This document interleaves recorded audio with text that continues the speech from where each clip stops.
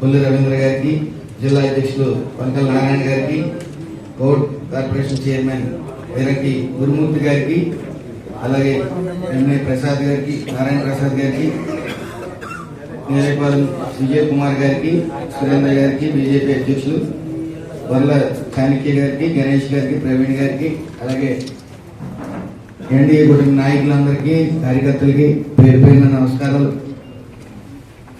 మనం ఆఖరి ఘట్టానికి వచ్చాం. కార్యకర్తలు అందరూ కూడా తారస్థాయిలో కష్టపడ్డారు. ప్రతి ఓటర్ని గుర్తించి ఈ ఓటర్ని ఎమ్మెల్సీ గ్రాడ్యుయేట్ ఎన్నికల్లో గుర్తించడం అనేది చాలా కష్టం. అయినప్పటికీ అది అధిగమించి అందరినీ గుర్తించి ఒక్కొక్క ఓటర్ని కనీసం 5-6 సార్లు కలవటం కూడా జరిగింది. అలాగే గడిచిన శాసనసభ ఎన్నికల్లో ఎనలేని మరి నమ్మకాన్ని ప్రదర్శించి మన యొక్క ఎన్డీఏ కూటమి మీద 164 సీట్లు కేటాయించడమే కాకుండా మరి ప్రతిపక్షం అనేది లేకుండా కూడా చేశారు. మరి ఆ నమ్మకాన్ని నిలబెట్టుకుని ఈ 9 నెలల్లో అభివృద్ధి, సంక్షేమం, అలాగే ఇన్వెస్ట్మెంట్లు కూడా సుమారు 6,83,000 కోట్ల రూపాయలు మరి సక్సెస్ఫుల్గా తీసుకురావటం, ఏదైతే ఎన్నికల మేనిఫెస్టోలో 20 లక్షల ఉద్యోగాలు ఇస్తామని మాట ఇచ్చారో అందులో భాగంగా ఈ సుమారు 4,30,000 ఉద్యోగాలు ఈ 2 సంవత్సరాల్లో భర్తీ చేయడానికి సిద్ధపడటం, అలాగే డిఎస్సి నోటిఫికేషన్ సుమారు 16,430 మందికి నోటిఫికేషన్ జారీ చేయటం, ఏదైతే హామీలు ఇచ్చారో అన్నీ ఒక్కొక్కటి సూపర్ 6 కానీ అన్నీ ఒక్కొక్కటి ఫుల్ఫిల్ చేసుకుంటూ ముందుకు తీసుకెళ్తా ఉన్నారు. అదేవిధంగా ఈ 9 నెలల్లో ఇది మంచి ప్రభుత్వం అని ప్రతి సామాన్యుల చేత, చదువుకున్న వాళ్ళ చేత కూడా కితాబు అందించుకున్నాం. మరి అలాగే మరి ప్రతిపక్షం అనేది లేకుండా నాకు ప్రతిపక్షం కావాలని ముష్టి వాళ్ళకన్నా దారుణంగా అడుక్కుంటూ మరి అసెంబ్లీ చుట్టూ నిన్న వచ్చారు, ఎందుకు వచ్చారో కూడా తెలియదు, ఫ్లెకార్డులు ఎట్టుకుని వచ్చి మాకు ప్రతిపక్షం కావాలని అడుగుతా ఉన్నారు. అతనికి మతి భ్రమించిందనే మాట ప్రతి ఒక్కరిలోనే ఉంది. చదువుకున్న ప్రతి ఒక్కరు అతను మాట్లాడి తీరు బట్టి, అతను చేసే వెకిలి చేష్టలను బట్టి అతనికి మతి భ్రమించింది. లండన్ మందులు వికటించాయి, హైపవర్ అయిపోయింది ఆయనకి ఆ మందులు. ఆ ప్రభావంతో పిచ్చి మాటలు మాట్లాడుతున్నాడని అందరికీ అర్థమవుతోంది. మరి మనం చూసాం, బట్టలు ఉడదీస్తా అన్నారు. ఆల్రెడీ రవీంద్ర గారు చెప్పినట్టు 164 మందికి ప్రజలే బట్టలు ఇప్పారు. వాళ్ళకి ఇంకా 11 మంది మిగిలారు. మరి బట్టలు ఇప్పి చూసి నైజం ఏంటో ఆయనకి అర్థమవుతుంది. కానీ అధికారులు తీసుకుని వచ్చి బట్టలు ఇప్పిస్తానంటాం. అలాగే మగవాళ్ళు అంటే ఇష్టపడుతున్నాడు ఈ మధ్య, అందంగా ఉన్నాం మగవాళ్ళు.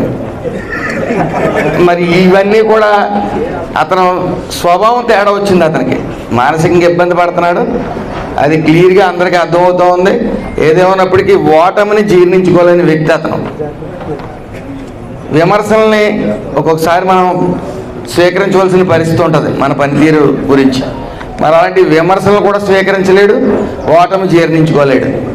కాబట్టి గడిచిన 9 నెలల్లోనే అతను మానసిక స్థితి అలా ఉంటే నాకు తెలిసి ఇంకొక సంవత్సరంలో అతన్ని దూరంగా, ప్రజలకు దూరంగా తీసుకెళ్ళి అత్యంత ఆధునీకరణ చెందిన వైద్యం అతనికి చేయిస్తారు ఖచ్చితంగా భారతి గారు, అందులో సందేహం లేదు. మరి అలాగే పట్టభద్రులు అందరూ కూడా ఈ ప్రభుత్వం మీద మంచి అభిప్రాయంతో ఉన్నారు.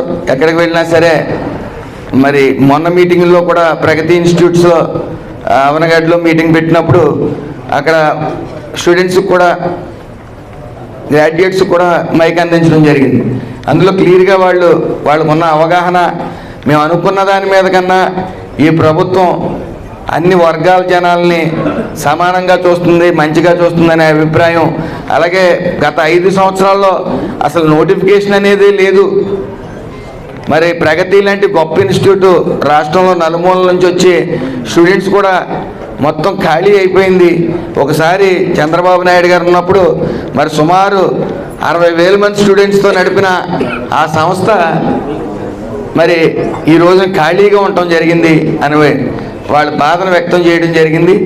అలాగే మన మీద ఉన్న బాధ్యత, ఒకే ఒక్క బాధ్యత, మనం ప్రచారం హోరుగా సాగించాం. ఇటు పోల్ మేనేజ్మెంట్ ఎవరైతే 30 మందికి ఒకళ్ళని వేసామో అతన్ని, బూత్ ఏజెంట్లని పరస్పరం అందుబాటులో ఉండి ఒకరికొకరు అక్కడ ఏం ఓట్లు పోల్ అవ్వలేదో అవి చెప్తూ ఉంటాయి, పోలింగ్ చేసుకుంటే సరిపోద్దని నా భావన. అలాగే కూడా అందరూ కూడా ఆటోలు కూడా కొద్ది పోలింగ్ బూత్లకు దూరంగా ఉన్న వాళ్ళందరినీ చేర్చవలసిన బాధ్యత కూడా కొంతమంది వాలంటీర్లు తీసుకోవాల్సిందిగా నా మనవి.